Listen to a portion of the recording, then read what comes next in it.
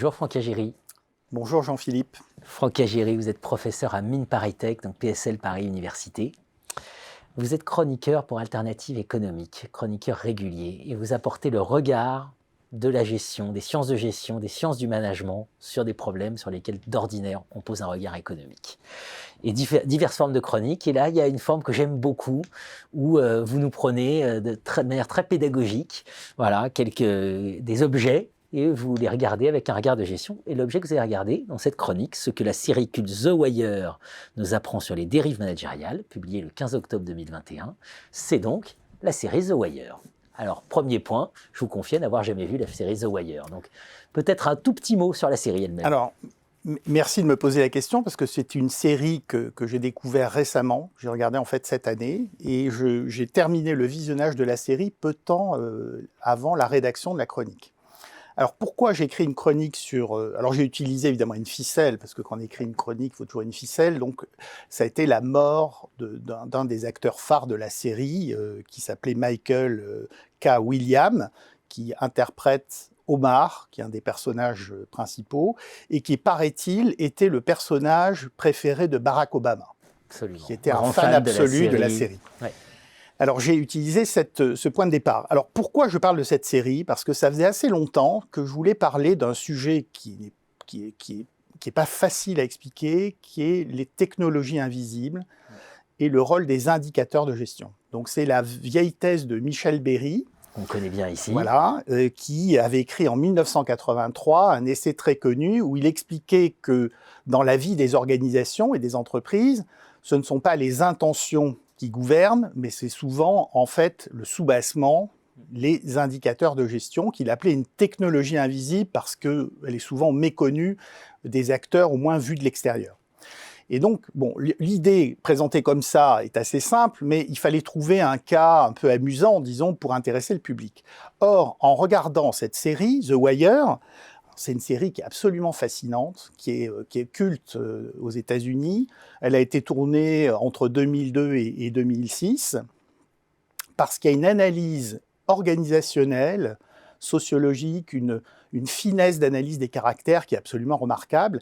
Et le scénariste, qui est de David Simon, qui est très connu, en fait, s'est appuyé sur l'aide d'anthropologues et de sociologues pour réaliser son scénario. Donc c'est extrêmement réaliste. Et en regardant la série, qui se déroule à Baltimore, qui est l'une des villes les plus pauvres des États-Unis, où 70% de la population est noire, donc la série met aux prises en fait des trafiquants de drogue, souvent très très jeunes, la police, puis également des politiciens et des éducateurs. C'est en gros les 4 types de protagonistes. Et c'est une série, c'est pas une série d'action. C'est beaucoup une série d'ambiance. Il n'y a pas d'action très très spectaculaire, vous voyez. Et le point qui est intéressant, c'est qu'en fait, avec mes lunettes spéciales de gestionnaire, ce qui m'a frappé, c'est le rôle des indicateurs de gestion. Donc je me suis dit, voilà, je vais pouvoir enfin parler de cette question de technologie invisible à travers la série The Wire. Alors je voudrais vous donner peut-être 2 exemples, 2 illustrations. Il faut avoir des lunettes spéciales, hein, parce que c'est pas expliqué comme ça dans la série, mais beaucoup de scènes récurrentes se passent en fait au service des affaires criminelles. Donc il y a des policiers et des officiers de police qui discutent. Et dans cet espace, il y a un grand tableau blanc, et est écrit sur ce tableau blanc la liste des crimes non élucidés. Et pendant toute la série, ils effacent des noms et ils en rajoutent. Donc chaque fois qu'on découvre de nouveaux crimes, on les rajoute sur le tableau, et quand on élucide un crime, on les retire. Et en fait, on comprend assez vite qu'il y a un critère de performance qui est absolument central pour les officiers, sur lesquels ils sont jugés, dont dépendent leurs crédits, c'est le taux d'élucidation des crimes. Évidemment. Voilà. Et donc, ça se traduit par des stratégies qui sont totalement contre-intuitives, c'est-à-dire qui sont contraires à la mission qu'on se fait de l'action policière. Alors, il y a un cas qui est emblématique, c'est dans la saison 4, où les policiers découvrent, bien après les spectateurs, qui eux connaissaient une vingtaine de cadavres en décomposition depuis des mois dans des maisons abandonnées. 20 d'un coup. Donc, ils alertent leur hiérarchie, et ils s'attendent à ce que la hiérarchie leur dise « c'est très important, il faut absolument traquer les criminels ».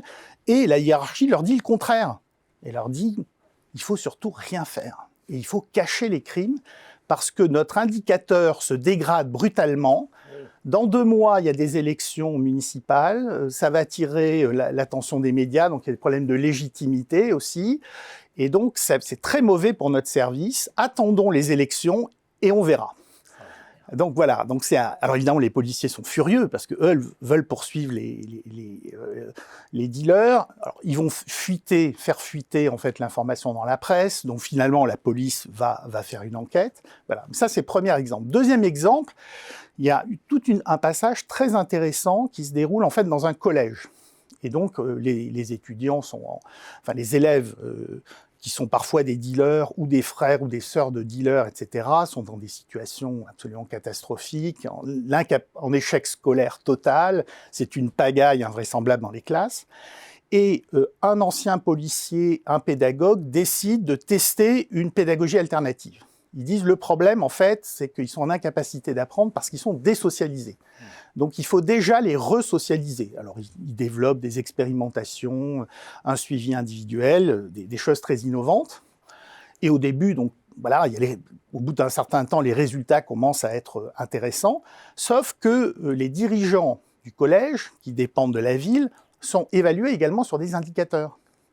Et tout d'un coup, la ville, à l'approche des élections, dit « je veux que mes indicateurs sur l'éducation remontent ». Or, l'indicateur de performance, c'est le taux de réussite à un examen national.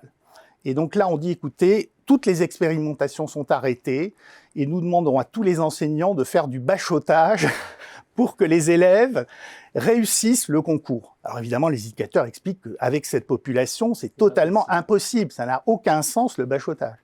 Voilà, ça c'est le deuxième exemple. Puis il y en a d'autres avec les politiciens.